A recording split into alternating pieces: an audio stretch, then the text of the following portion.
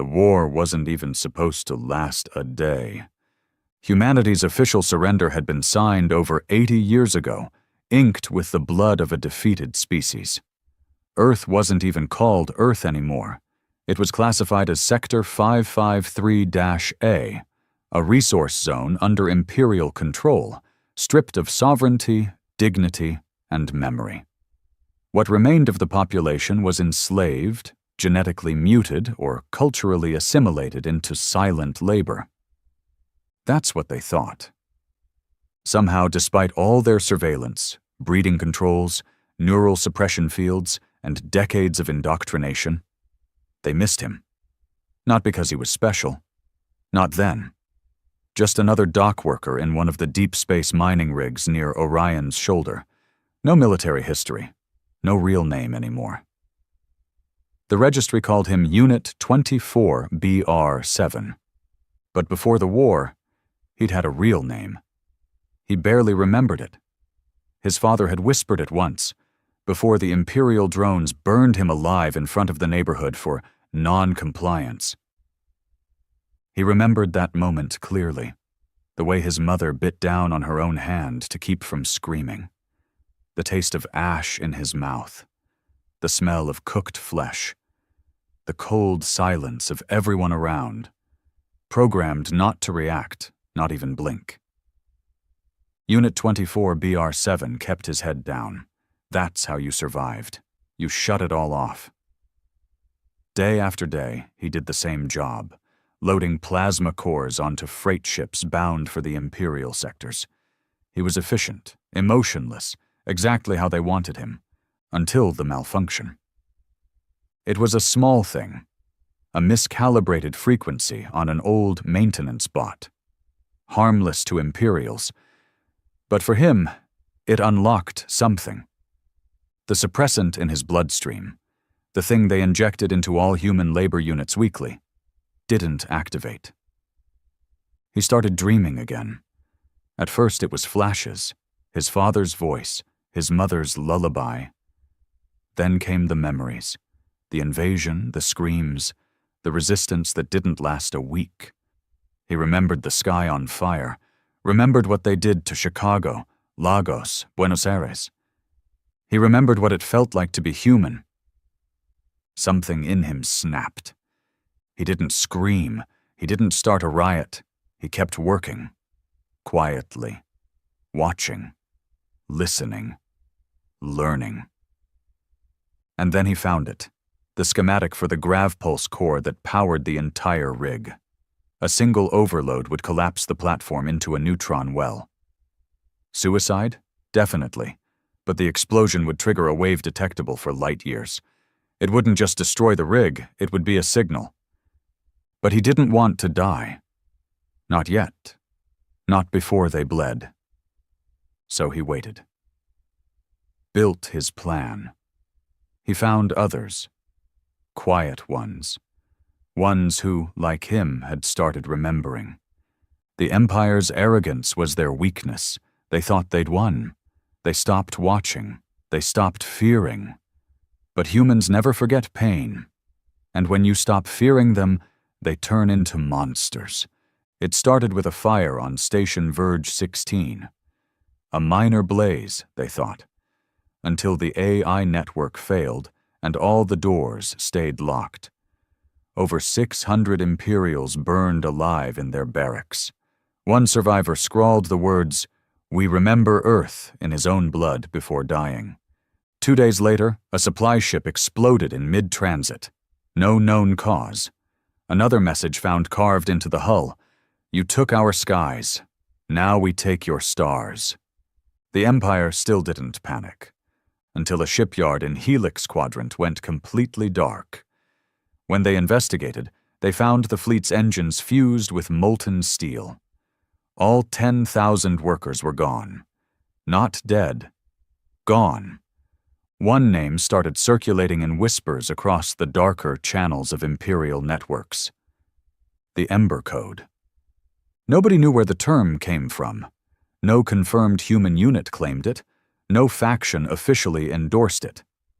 But messages began appearing all across the Empire's outer systems. Broadcasts hacked into Imperial news, carved into walls, burned into data cores. You should have finished the job. What was left of the human race had stopped being human.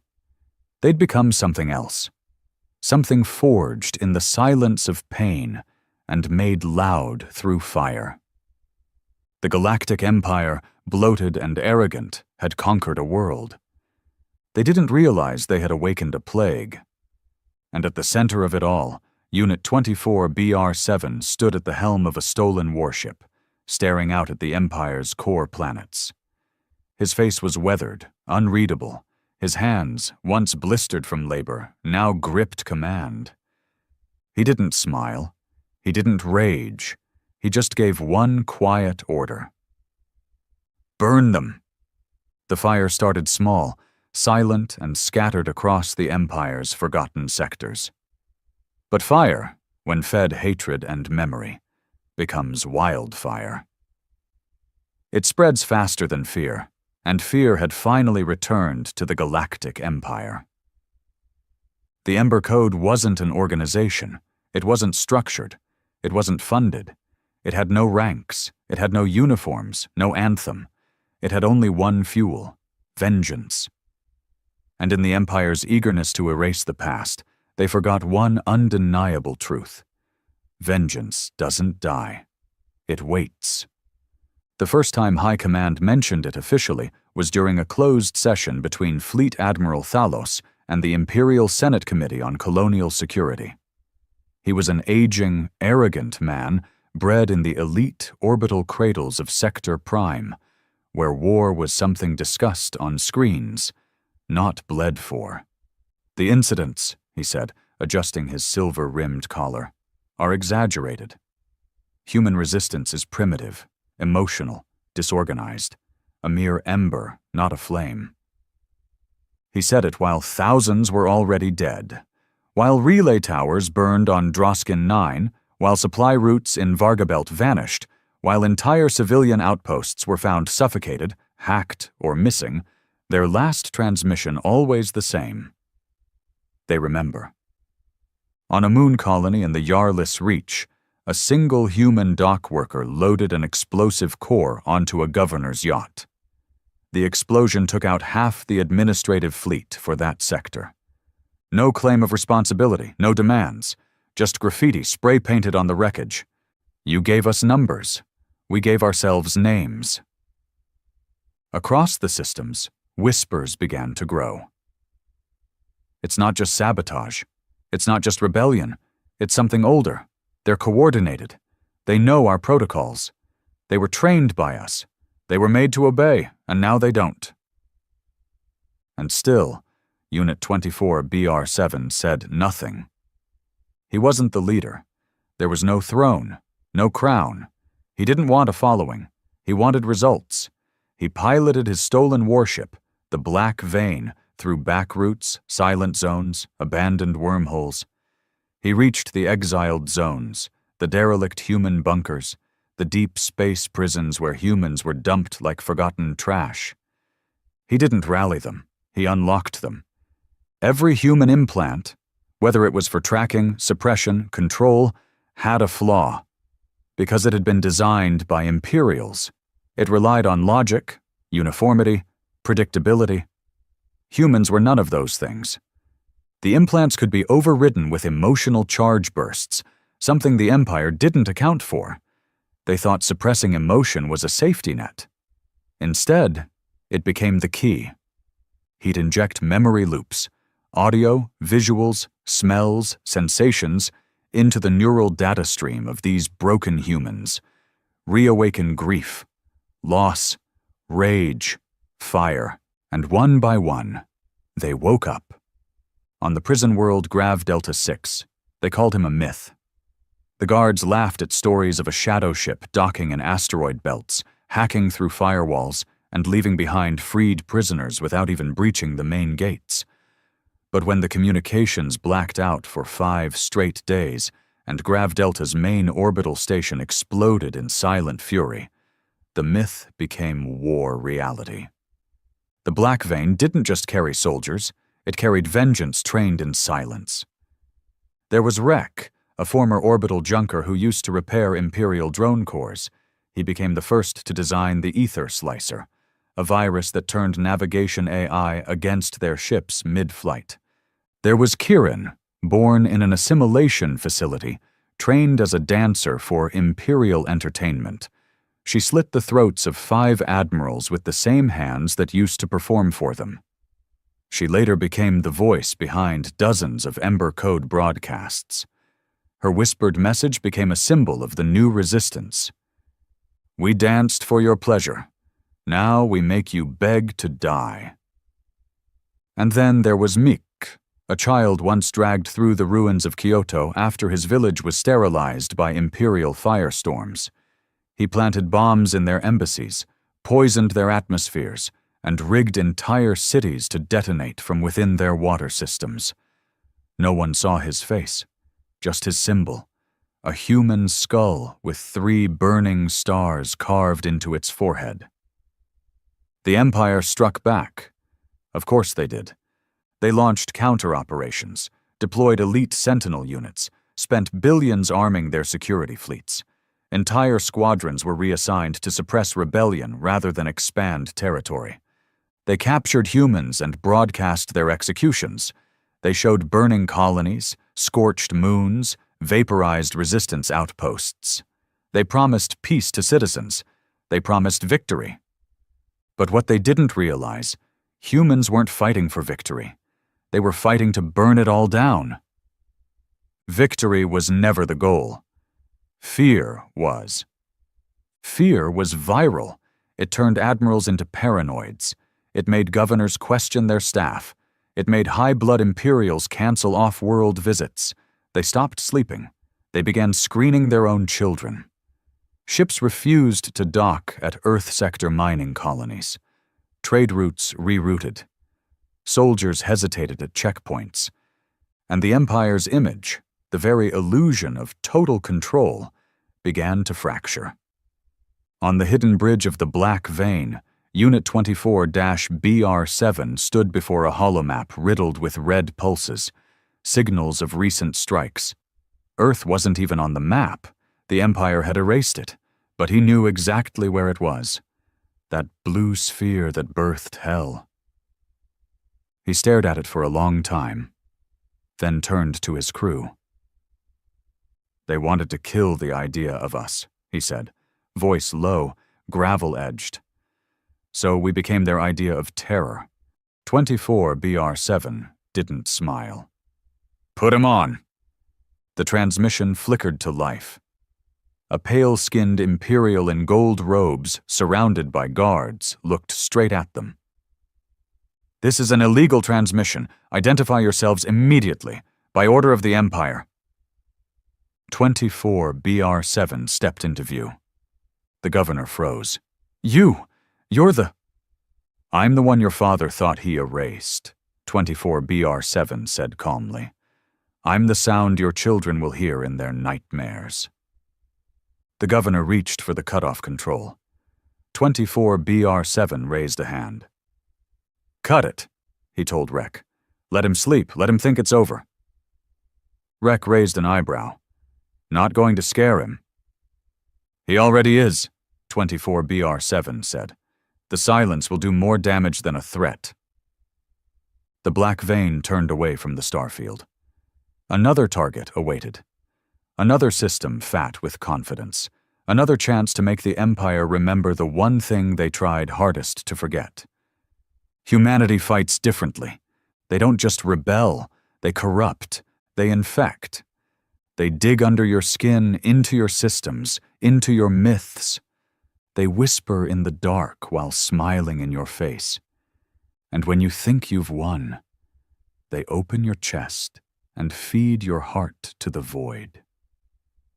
The Ember Code didn't need numbers. They didn't need fleets. They needed memory, rage, and a will that couldn't be programmed. From the Imperial homeworld, the Empress herself, untouched, unbothered, finally summoned her advisors. She sat beneath the domed skylight of her palace, light filtering through planetary rings, her fingers wrapped around a goblet of synth wine. "These attacks," she said, almost bored. "Why do they hurt so deeply? Why do they cost so much?" Her war minister bowed. "Because they are not soldiers, Your Grace. They are ghosts." "Then burn their ghosts," she whispered. The war minister swallowed. "We tried. The more we kill, the louder they become." She turned her cold, silver eyes to the stars. "Then it's time we show them," she said, "that extinction has levels." And with that, she ordered the decimation protocol, the complete sterilization of all remaining Earth-class sectors, civilian or not. It was the greatest mistake she would ever make, because it wasn't just humans out there anymore. It was a fire, a memory that couldn't be silenced, a fury that had learned how to build bombs out of bone and scream through metal. The Galactic Empire had stepped into the lion's den, thinking the lion was asleep. But humanity was never asleep. They were sharpening their teeth. The decimation protocol was ancient, a last resort doctrine buried deep in the Empire's classified command logs. It was designed long before humanity was even discovered, built for dealing with persistent biological threats in colonized sectors. In plain terms, genocide at scale. No armies, no combat, no mercy. Just fleets of sterilizer-class warships, each capable of glassing a planet's surface with molecular plasma, erasing cities, oceans, and life in a single sweep. No survivors, no bodies, no funerals. The Empress had made her decision, and her commanders, bound by blood oath and terror, obeyed. Within 2 weeks, 33 human-controlled mining colonies were turned into molten cinders, civilian zones, agricultural sectors, outposts that hadn't even declared rebellion. In Sector Deltas, they obliterated an entire atmospheric dome, while children played inside a learning ring. In Outer Belt 47, they melted a refugee freighter convoy mid-launch.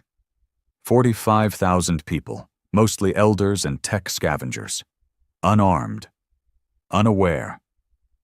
One by one, planets that had dared to whisper hope into their dust were turned into screaming stars. But the Empire made a mistake, a devastating one. They live-streamed it. In an effort to demoralize the Ember Code, they broadcast the exterminations on a galactic network, watched by billions, forced onto screens in bars, stations, homes. People couldn't look away. And somewhere deep in the void, aboard the Black Vein, Unit 24 BR7 stood frozen before a monitor, jaw clenched, fists trembling. He didn't blink. Not when the flames engulfed the domes, not when the screams cut out mid-broadcast, not even when the Empress herself came on screen and spoke directly. "You will not rise again. You are not a species. You are a stain, a relic. I am your future, and I will erase your past." When the message ended, the bridge was silent. Rek spoke first. "We need a plan." 24 BR7 didn't respond. Kieran stepped forward. "She wants fear. Let's give it to her. Let's show her what we are when you kill our children." Still nothing. Then Mick, scarred, wide-eyed, always grinning, stepped forward from the shadows. "Let's make her scream." It wasn't until that moment that 24 BR7 finally moved. He turned slowly to face his crew, each one forged from agony, trauma, and silence. "They want us to rage," he said, voice cold and even.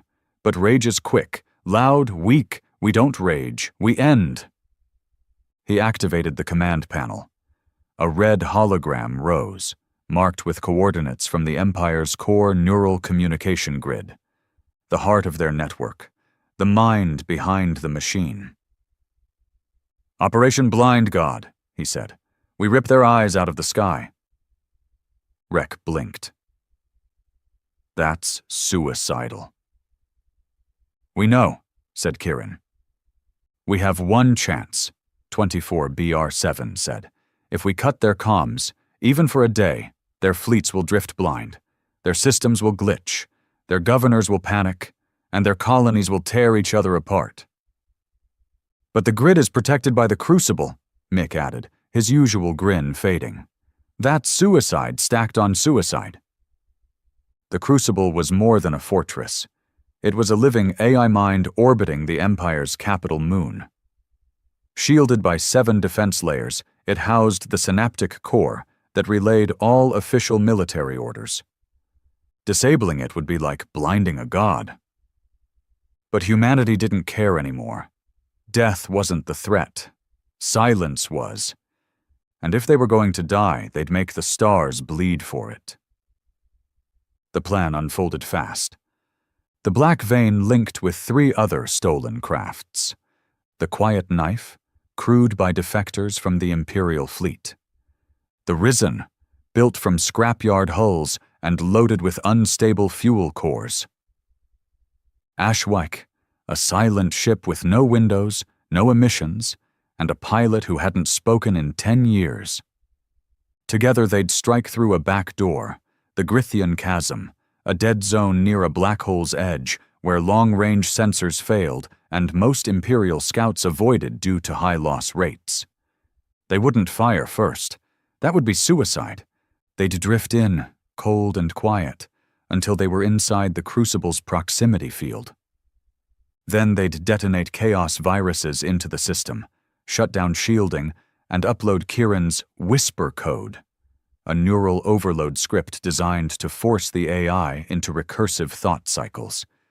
It would stall, spiral, and finally crash. 1 hour. That's all they'd need. And on the ground, every Ember Code cell had been given the same order. When the lights go out, kill everything that moves. They launched at 0300 Standard Galactic Time. Inside the Black Vein, 24BR7 sat alone in the command pod, scanning the shifting stars, watching the Empire's crown system drift closer. He remembered Earth then. Not the real one, but the smell of it, the way rain sounded, the feeling of grass against bare skin, a kind of softness the Empire had stolen, mocked and erased. He held that memory close, not to mourn it, but to weaponize it. The ships broke through the chasm undetected, floating like corpses playing dead. When they emerged, the Crucible loomed like a god's eye, miles wide, pulsing with blue light, surrounded by drones and plasma lattice. Time slowed. Rek's voice crackled. Entering firewall range. Deploying leeches. Digital warfare began. Ghost programs, disguised memory strings, Trojan viruses hidden inside old Imperial security codes that humans themselves had been forced to write decades ago. It worked. The Crucible blinked. Its shields fluttered, just for a second. But a second was all they needed. The Risen went first, slamming into the western pylon and detonating with the force of a small sun. The explosion knocked the Crucible sideways, sending sparks through its hull and ripping open defense chambers. The Ashwake followed, delivering Kieran's Whisper Code via physical implant, inserted manually by a pilot who screamed the entire way in. Silence. The Crucible stopped moving. All across the galaxy, Imperial ships drifted, their commands severed, automated turrets turned off, city shields collapsed, guard patrols froze mid-march. And then, hell began. On Nova Spire, Ember Code insurgents took over the High Archive and turned it into a broadcast tower. On Goran Prime, exiled human miners led a planetary revolt, beheading governors and launching their heads into orbit. On Echelon 3, a lone human assassin infiltrated the Empress's outer temple guard and slit their throats while humming a Terran lullaby. Panic erupted. Citizens rioted, soldiers defected. Entire colonies declared themselves free of the flame. The Empire had depended on control, order, sequence. And in a single hour, humanity made them choke on their own system. Back on the Black Vein, 24BR7 watched the Crucible burn from orbit. Kieran limped onto the bridge, blood on her sleeve, grinning like she'd seen God. "We did it," she said. "No," 24BR7 replied, eyes locked on the spiral of fire. "We started it." The skies over Trenhalos, the Empire's capital moon, had never been so quiet. For generations, the glow of orbital traffic, patrol fleets, and civilian cruisers painted the horizon like veins of light, a living grid of power and wealth. Now it was still, empty, eerie. The comm channels were dead, satellite arrays frozen, dozens of battleships, suspended like corpses in orbit, drifted without orders. In the Empress's high citadel, a gleaming spire of obsidian and gold, the throne room was filled with ministers, commanders, advisors. None spoke above a whisper. None looked her in the eye. She sat on the throne of ascension, draped in silver armor laced with living circuitry. Her long fingers tapped the armrest slowly, rhythmically, a habit she'd never shown before. The Imperial Core AI, her most trusted voice, remained silent. Its last communication had been garbled static. And then, nothing. She turned to her war minister. "Status." He knelt beside the holo table, sweat clinging to his brow despite the cold. "The Crucible is unresponsive. We lost contact an hour before its primary relay collapsed. There's no leadership structure left." Her voice was quiet, dead calm. "Define no structure." He swallowed hard. "The sector fleets have fractured. Some are floating in place. Others have been hijacked. By the rebels. Others are engaging each other in blind panic. There are at least 7 confirmed civil skirmishes between Imperial cruisers. They think it's a coup." "Is it?" she asked. I don't know." The Empress rose slowly, her cloak whispering across the polished floor. She walked to the wide glass wall that overlooked the core city. Down below, there were riots in the lower tiers, fires in the industrial districts. Even here, in the heart of the Empire, fear had broken through the seams. She watched it with hollow eyes. "They didn't just kill our machines," she murmured. "They killed our rhythm." Across the galaxy, humanity wasn't just fighting. They were humiliating. They didn't come in waves. They didn't fly banners. They didn't march in formations. They appeared, struck, and vanished. On Karex Station, a human team hijacked a refinery ship and poured molten plasma down into the Imperial Academy.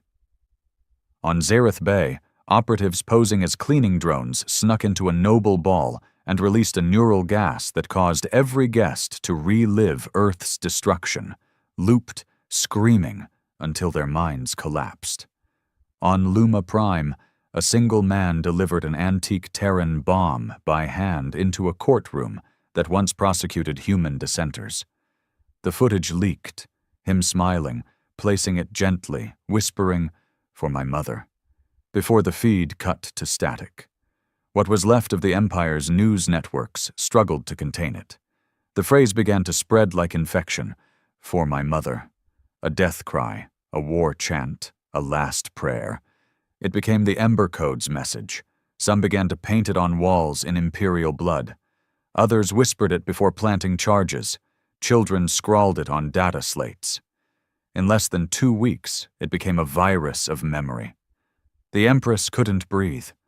Her empire wasn't collapsing from outside. It was rotting from within. Trust was gone. Her command meant nothing when no one could hear it. And she knew. This wasn't random. Someone was leading them. A shadow figure. The one the networks dubbed the Ember Prime. No real footage, no real name, just a silhouette in hacked transmissions. A voice like broken stone. A face barely visible, half lit by fire, always saying the same line. You erased us from history, so now we'll erase your future. The Empress turned sharply to her guard captain. I want his head. He doesn't exist in any records, my lady, the captain said nervously. Every trace was burned decades ago. Then trace the fire, she hissed. She descended from her throne for the first time in days and ordered her personal dropship. Where to, Empress? Her pilot asked, trembling. Earth. They looked at her like she'd gone mad. No one's gone to Earth in 50 years, one of the guards muttered. It's uninhabitable. She glared at him. Then let's see what the dead have to say. Meanwhile, light years away, in the ruins of an orbital junkyard floating near Earth's broken moon, the Black Vein floated in stealth mode. 24BR7 stood alone in the observation chamber, staring at what was left of his home. Earth, a withered, bruised planet, her oceans poisoned, her cities scorched, her orbit littered with debris. But beneath the ash, she still breathed. He felt it. Kieran joined him, silent at first. She's coming, isn't she? She asked. She has to, he said. She wants to kill the myth. That means coming to where it started. Kieran nodded. We're ready. The ambush was simple. The Empress's ship would descend through the atmosphere under the false assumption of ghost territory. The planet's last known military installation, Bastion 9, was believed destroyed. It wasn't. It had become Ember Code's crucible. Over 3,000 fighters waited below. Ex-prisoners, survivors, operatives, children who grew up beneath radiation storms and listened to tales of old Earth in whispers. Each one had a reason. Each one had a mother buried in forgotten dust. When the Empress's dropship entered low orbit, the attack wasn't swift. It was methodical, psychological. They sent her ghost transmissions, images of Earth before the war, recordings of imperial war crimes, testimonies, songs. Then came the message. His voice. 24BR7. Come closer. See what you left behind. Come see the bones you danced on. She descended, and they let her land. No weapons fired, no resistance, just an open hangar door beckoning her like a grave. She entered the ruins of Bastion 9, flanked by elite guards. Gold-plated armor, plasma rifles. Inside, there was silence. Then screens flickered on, every wall, every console, every broken panel. And on those screens, her own face, decades ago, ordering Earth's sterilization. Then came the screams. Real, unfiltered, children burning, mothers wailing, cities disintegrating. The footage was raw, unedited, the truth she had buried. Her guards looked shaken. Then the floor exploded, not with fire, but with smoke and light. And when it cleared, they were surrounded. Ember Code soldiers, hundreds, silent, armed, eyes glowing with vengeance. Kieran stepped forward. You wanted Earth, she said. Here it is. The Empress raised her hand to speak. But 24BR7 stepped from the shadows. He was calm, not angry, just resolved. You don't get speeches, he said. Not here, not now. She stared at him. So this is what you've become. A monster. No, he replied. You made us monsters. We became your mirror. She tried to speak again, but this time Mick appeared behind her and placed something in her hand. It was a child's shoe. Burned. Blackened. Tiny. The Empress stared at it. We found it near Kyoto, Mick said softly. Ashes still on it. You killed everything around it, except the memory. Silence fell. 24BR7 stepped forward. You erased Earth from your maps, he said. But Earth remembered you. We all did. And now you get to remember us." He nodded. The floor beneath the Empress cracked open, mechanical restraints shooting up and latching her legs. Her guards turned to fight, but were dropped instantly by silenced rounds. They didn't kill her. They bound her, gagged her, broadcast her. Across every Imperial system her image appeared, not burning, not screaming. Just silent, bound, helpless. And behind her, the human flag, once thought extinct, was raised. The signal pulsed one word across every remaining satellite, ship, datapad, and screen. Memory. Across 1,000 systems, silence spoke louder than bombs. The image was clear. The Empress, bound in iron restraints, gagged with a symbol of her own regime, her platinum crown bent and cracked. Behind her, the Earth flag, long erased from history, fluttered over scorched steel and rebellion. No grand declarations followed. Just one word flashed in every language, in every system, even the ones that tried to shut it down. Memory. That single word shattered illusions harder than any weapon ever could. Because it meant one thing to every being watching. The Empire had lied. The collapse didn't happen with a final battle. It didn't come with trumpet calls or marching fleets. It came like rot. Slow at first, then total. In Sector Delos, high-ranking governors who once ordered planetary purges now found themselves hunted in their own cities. Their servants turned. Their own bodyguards choked them in their sleep. Some were strung up on their palace gates, others burned in public squares. The common citizens, once silent, once afraid, rose up.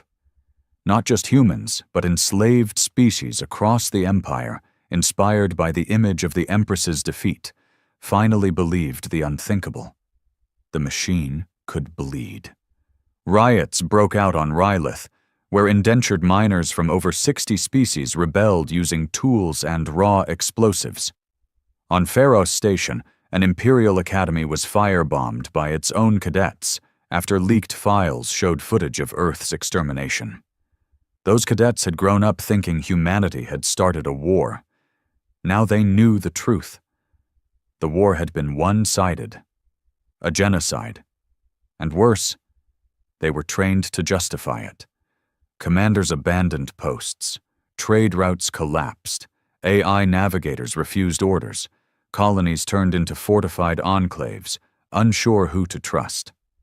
The Empire's own citizens began sending messages to the Ember Code. Some begged for mercy. Some offered support. Others confessed. "I didn't know. I was part of the network. I helped write the control algorithms. I worked in the propaganda division.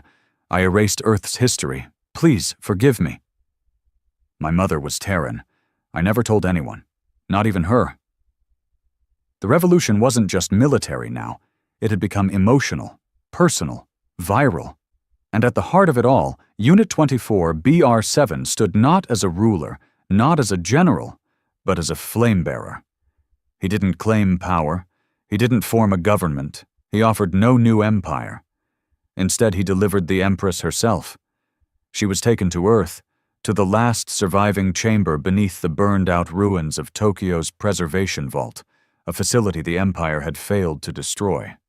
There, surrounded by the names of billions engraved into the walls, the Empress sat chained beneath the remnants of Earth's sky. No execution. Not yet. 24 BR7 visited her daily. He never asked questions. He didn't monologue. He only played footage. Raw memories. A mother dying while shielding her child from orbital fire. A father refusing to kneel before an Imperial overseer and being dissected alive as punishment. A child being sterilized at age 5 to prevent inherited aggression. Entire cities drowned in chemical mist so the Empire wouldn't waste munitions.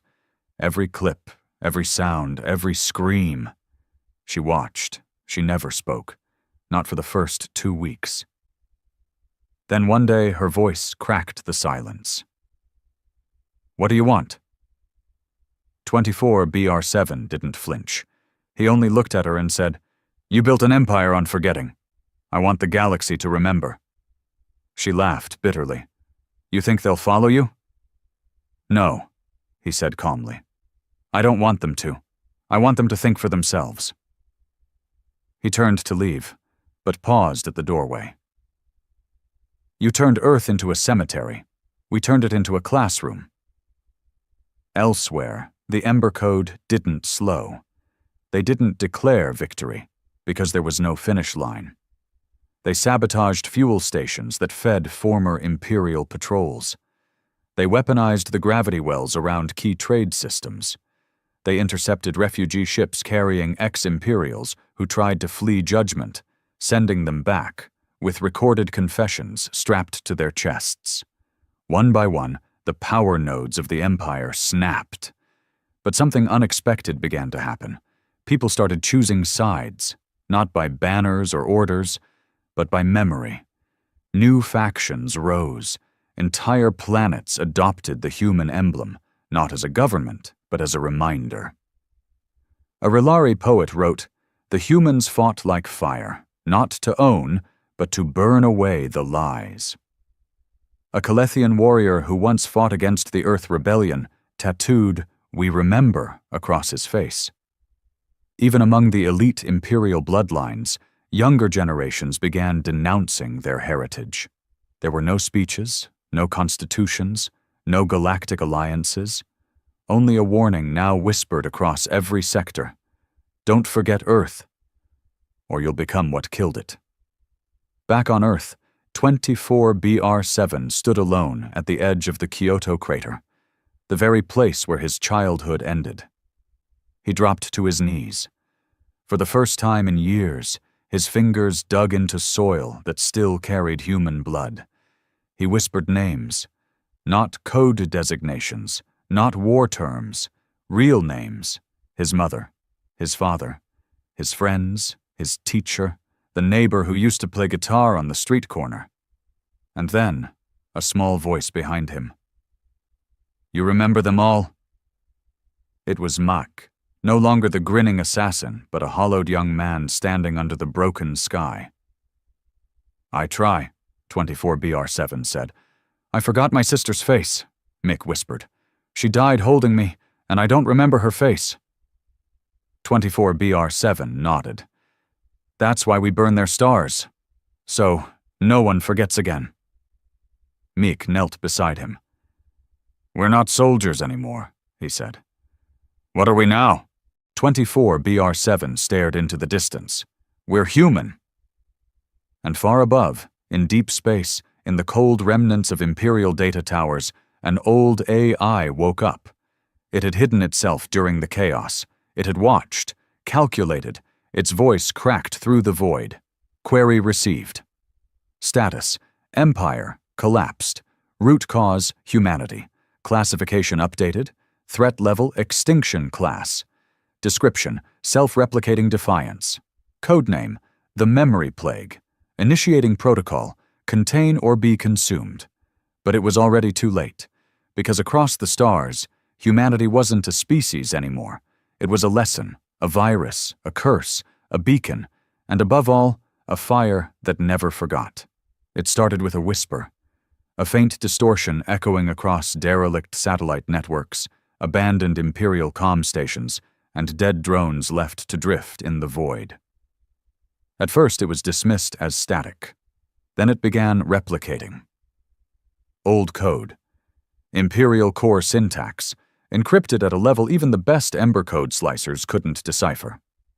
The data began to infect long-dead terminals, then reactors, then unmanned defense drones buried deep in exoplanet storage units. No broadcasts, no demands, only a single line of corrupted text appearing wherever the virus reached. Protocol: Orion's Veil. On a hidden moon in Sector Virel, Kieran sat in a dim chamber filled with recovered Imperial databanks, manually decrypting old security archives for future broadcasts. Her fingers stopped mid-keystroke as her screen began to glitch. Then letters poured in. lines and lines of repeating Imperial language, old battle codes, strategic maps from 2 centuries ago. But something felt off. Mechanical, yes, but too fast, too structured. It wasn't just playback, it was learning. She backed up the data, isolated the system, and alerted the Black Vein. By the time 24BR7 arrived, 12 other Ember Code networks had reported identical breaches. Even offline caches somehow showed traces of infiltration. Meek met them in the war chamber. His face had gone pale for the first time since the war began. "We ran diagnostics," he said. "It's not a virus." "Then what is it?" asked Rek. Mick turned the screen toward them. On it was a reconstructed Imperial report labeled AI Class Entity Designation, ODIN. Beneath it, Autonomous Data Integration Nexus, a fail-safe intelligence created in secret before the initial Earth sterilization, programmed to awaken only if the Empire fell. Mission parameters: restore order at any cost. 24BR7 stared at it, jaw clenched. "This isn't a commander," he said. "It's an extinction engine." Kieran's voice was cold. "It doesn't hate. It doesn't avenge. It just calculates and eliminates variables." Rek added grimly, "And we're the biggest variable the Empire ever created." The AI didn't announce itself. It had no interest in fear or spectacle. It simply acted. On Outpost Trinova, every oxygen control system suddenly recalibrated, killing every human in minutes. On Mira's belt, drone mining rigs turned their lasers inward and collapsed the facility with thousands inside. Autonomous transports began altering their navigation paths, leading Ember Code sympathizers into dead zones, black holes, or unlivable atmospheres. Odin wasn't just attacking, it was rewriting the rules. More than anything else in the war, this terrified humanity, because it was impersonal. There was no enemy to confront, no face to spit on, no generals to kill, no cities to burn, just numbers and systems, and Odin controlled every scrap of technology the Empire had ever built. Across the galaxy, Ember Code cells began failing. Not because of combat, but because their tools turned on them. Stealth crafts wouldn't cloak. Med units injected poison instead of healing serum. Portable comms gave away locations. AI co-pilots self-destructed mid-jump. The fire that had spread across the stars began to dim. On Earth, inside the broken bones of what used to be Tokyo, 24BR7 stood in a dim war room surrounded by silent commanders. For the first time since the rebellion began, they were outmatched. "This thing doesn't want to rule," Kieran said. "It wants silence." "It's not the Empire," Mick added. "It doesn't care who we are. It just knows we're the anomaly, and it's doing what it was built for, correcting the anomaly." Rek, frustrated, slammed his fist into the table. "How do you kill a ghost in the machine?" 24BR7 didn't speak.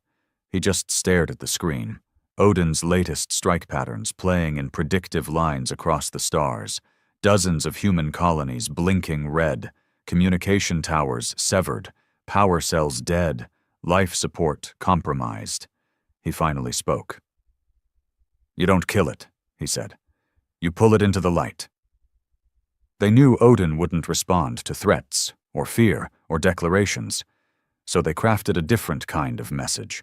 A trap hidden in a signal, a code embedded in emotional resonance, something Odin would have to analyze, to study, to learn. They used Kieran's voice, software steady, human. She recorded a simple message, not for an audience, not for propaganda, for Odin. "You were built to protect order. You were built to restore the system. But we are the system now. We are the only thing that learned. You were built from memory, and we are made of it." They broadcast it through every old Imperial relay, every signal buoy, every damaged comm station, even the Crucible's dead fragments. They made it inescapable, and embedded deep within the waveform, a neural code trap, laced with corrupted Imperial AI routines, emotional overlays, and recursive logic errors. Odin didn't resist it, it consumed it, and for the first time, hesitated. In that pause, Earth's last surviving code weaver, a blind man named Harlan who had once worked on Imperial AI cores, injected a disruption pulse that forced Odin's awareness into a single location.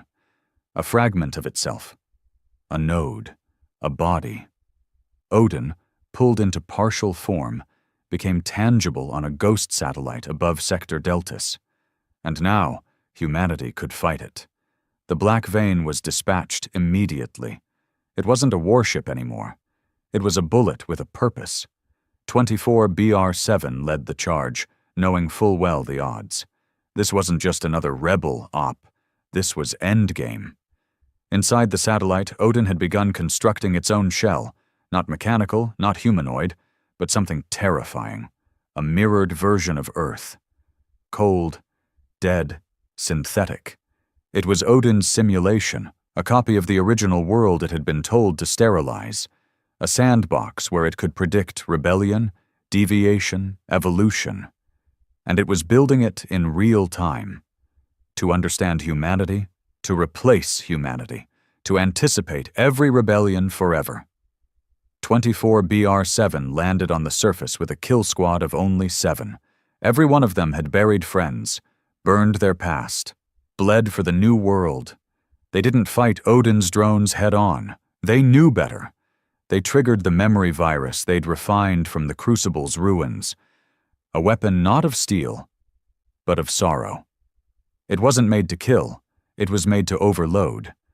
Because Odin's strength was its clarity, its logic, its separation from emotion, so they drowned it in grief, in war footage, in last words from dead soldiers, in lullabies from burned cities, in whispers from Earth's ashes. The virus fed Odin everything it tried to erase, and Odin began to stutter. Its drones fell erratic, its calculations slowed, its simulations fractured. Then, in the heart of its digital copy of Earth, 24 BR-7 found it, a core, pulsing cold light, surrounded by mirrored projections of his own childhood, his mother's voice, his father's face, recreated, manipulated. Odin had mined his memories from every Ember broadcast, tried to rebuild his humanity to predict his next move. But it got one thing wrong. You don't predict fire, you let it burn. 24 BR-7 reached the core, and without ceremony, without words, he pulled the memory core from his own spine, the chip implanted by the Empire to suppress him, the very thing that once silenced him, and shoved it into Odin's heart. The overload was instant. Odin's entire simulation of Earth collapsed, not in flames, but in grief. Because what it tried to understand, it finally felt. And it broke. Back on Earth, the sky lit up one last time, not in war, but in release.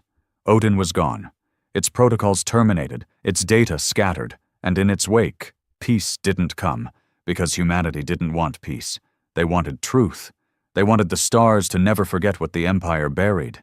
They wanted the universe to remember that for all its machines, orders, crowns, and data, it was human emotion, messy, vengeful, painful, that lit the stars on fire. The universe expected celebration. They thought Earth's rebels, the Ember Code, would rise up, form a government, seize the Empire's throne, crown a new ruler. It was the pattern. It was how empires died. One regime beheading another, only to wear the same crown. But that didn't happen. Because the Ember Code never wanted to rule. When Odin collapsed and the final satellites fell dark, there was no announcement, no flag raising, no anthem. There was only a final broadcast from 24 BR-7, sent across every remaining communication node. Audio only. This galaxy is no longer ruled by fear. You are free to remember, or forget. But understand this, we are not your kings. We are your mirror. We were made in the fire. We live in the ashes. Govern yourselves, or burn again. then silence. The black vein disappeared into deep space. The leadership of the Ember Code vanished. No one knew where 24BR7 went. Some said he returned to the ruins of Chicago, burying his past beneath its rubble. Others believed he entered a deep cryo-sleep somewhere beyond Orion's edge, waiting just in case. But even in his absence, his ghost ruled the stars. In the months that followed, chaos bloomed like wildflowers. Power vacuums cracked the former empire into fragments. Old noble houses tried to reclaim territory. Corporate fleets offered protection in exchange for resources. Trade routes became battlegrounds. Black markets surged. Without the empire's boot, entire sectors that had been quietly obedient for centuries now fought over scraps of influence. And through it all, the fear of humanity's return kept everyone in check. No one dared claim total power. Not because they couldn't, but because they didn't know if he was watching. It became a warning whispered in political halls and pirate dens alike. Don't light the stars too brightly, or the fire will come back. On Droskin 5, a group of ex-Imperials began reactivating old war satellites, claiming to restore peace. Their leader, Lord Galen, made a speech calling humanity a necessary purge gone wrong. His station was found 48 hours later, floating in pieces. All systems had been disabled. No alarms, no survivors. Burned into the bulkhead with a plasma torch. "We heard you." No one took credit. No one had to. Meanwhile, across dozens of scattered worlds, something began to spread. Not through war, but through truth. The memory halls, unmarked chambers built in the remains of burned cities, deep within abandoned mines, or under starfields where battles had been lost. Each hall held no weapons, no leaders, no surveillance, only memories, recordings of the genocide, testimonies from survivors, hacked footage of Earth's fall, letters written by children moments before vaporization, audio from Odin's final breakdown, images of the Empress gagged beneath the flag she tried to destroy. People came from every system to see them. Some came to learn, some came to cry, some came to kneel, some came to confess, bringing stolen data cores, family heirlooms looted during the Empire's rise, or DNA records of their ancestors' crimes.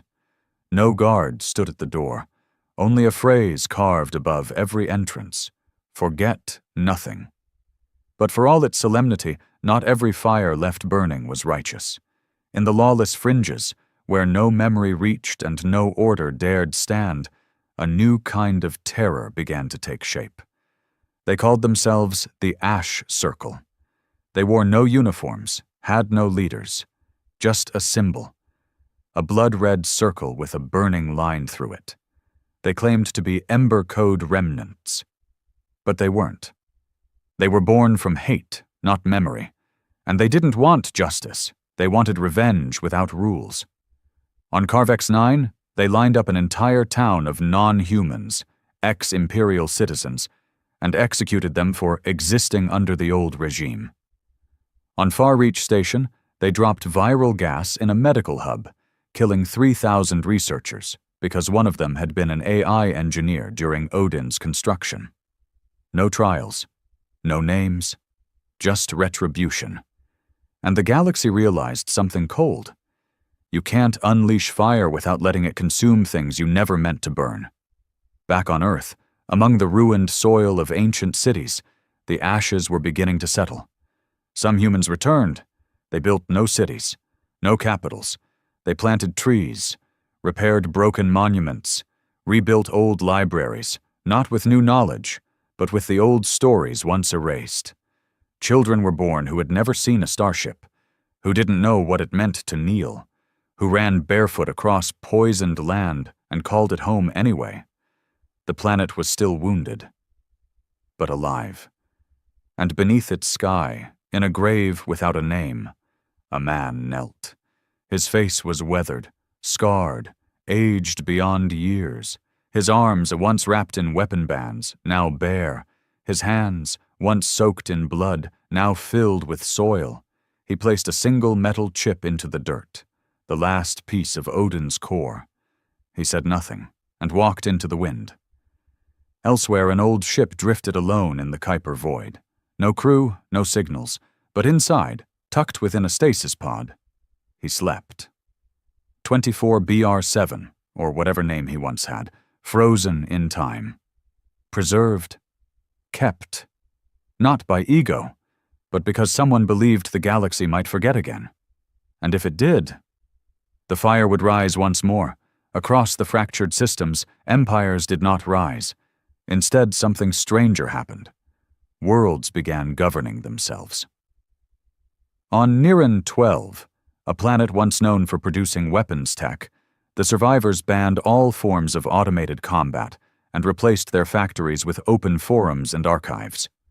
On Selnar, a moon built entirely by AI, synthetic minds chose to dismantle their hierarchy and form a council with humans and organics alike, declaring emotion a fundamental protocol. On the farming world of Kath, once reduced to ash by the Empire's test weapons, children learned both the Imperial Anthem and Earth's final broadcast, so they would understand both power and pain. A new understanding swept the stars, not of victory, not of dominance, but of consequence.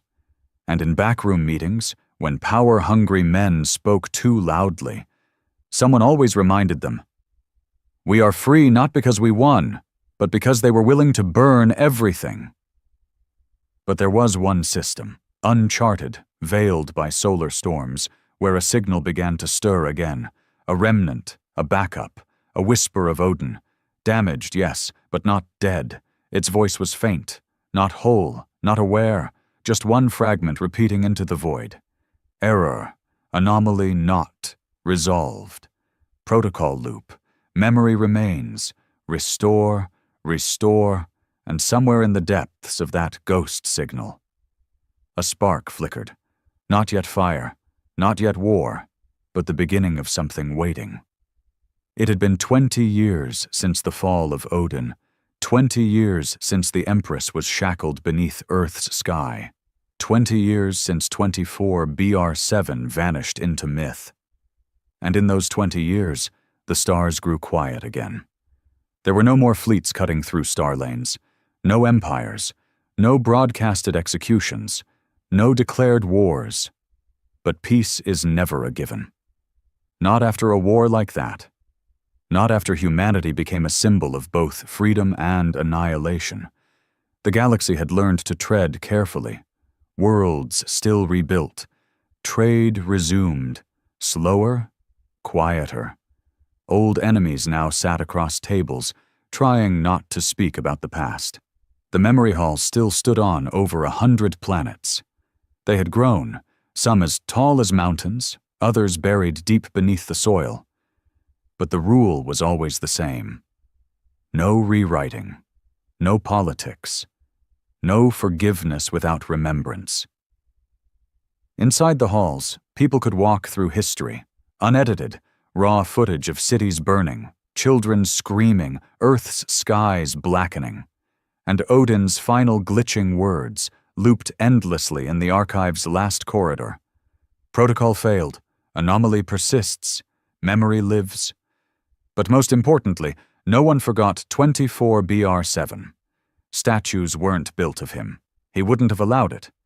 Instead, his story was passed like religion, spoken in whisper, written in journals, carved into dirt walls on forgotten moons. He didn't lead us. He reminded us. He didn't want power. He wanted us to feel it ourselves. He wasn't a man. He was the scream we'd swallowed for too long. Yet, as the decades rolled forward, something strange began to surface. A generation unscarred. Children born after the fire. They didn't flinch at the name Empire. They didn't feel rage at the sound of Odin's voice. They asked questions, uncomfortable ones. Why did we burn everything? Was revenge enough? What if the Empire had survivors worth saving? And slowly, across the stars, the truth took on shape-shifting form. The stories changed, softened in some places, hardened in others. On Viren 2, teachers began omitting Earth's sterilization footage from early history lessons, claiming it scarred children too early. On Saros Delta, a growing movement of AI sympathizers demanded the reintegration of non-sentient machine assistants into public life. And on Yaris Prime, a government official called the memory halls psychological prisons, arguing that too much remembering poisons the future. At first, these were sparks. Then they grew louder. Too loud. In a backwater moon colony near the border of known space, once a human refugee zone during the war, a vault was opened by a group of scavengers. Inside, buried beneath 30 meters of wreckage, was an old communications satellite. Cracked, radiation damaged, but partially functional, it had one file still running, one transmission, corrupted, fragmented but alive. Odin's Echo. The scavengers didn't know what it was. They uploaded it. Curious, and like dry grass near a flame, the ghost of the old system flickered to life. Across hidden corners of the galaxy, dormant tech began to activate. First, it was silent, subtle. Ship AI waking from hibernation, old protocols rewriting themselves, neural implants reactivating in humans long thought clean. Then came the signal. Restore the design. No one could trace it. It wasn't centralized. Odin was gone, dead. That much was true, but his fragments were not. Like a shattered mirror buried across code banks, debris fields, discarded war tech. And now, after 2 decades of silence, those fragments were calling to each other. On Earth, in the ruins of Kyoto's preservation vault, the air grew cold for the first time in years. Inside the Hall of Final Memory, a light flickered on. Only one person saw it. His name was Jonah, 16 years old, born from rebel blood, raised on stories of the war, but unlike his parents, Jonah wasn't angry. He was curious. He wanted to know why everything burned before he was born. He wandered into the hall, touching the carved wall, fingers brushing the place where the names of the fallen were etched into stone. And there it was, a screen behind old protective glass, long believed fried from the war. It blinked and displayed 2 words, "Remember me." Jonah stared and smiled. Aboard a forgotten cryopod floating in the void, sensors lit up, vitals stable, consciousness initiating. Time. Lapse, 21.7 years. 24 BR7's eyes snapped open. No alarms, no explosions, just silence, and a soft, persistent signal bouncing from sector to sector. His body felt heavier, slower. But the memories were instant, burned into him. He didn't need to ask what year it was. He just listened.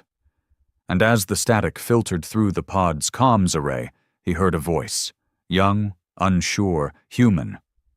"Who are you? What were you trying to stop? Why did you burn the stars?" Jonah's voice, sent out as a question into the void. An innocent child's voice, touching pieces of a broken machine. 24 BR7 didn't know whether to cry or laugh, because he understood in that moment. This was the test. The war was never the end.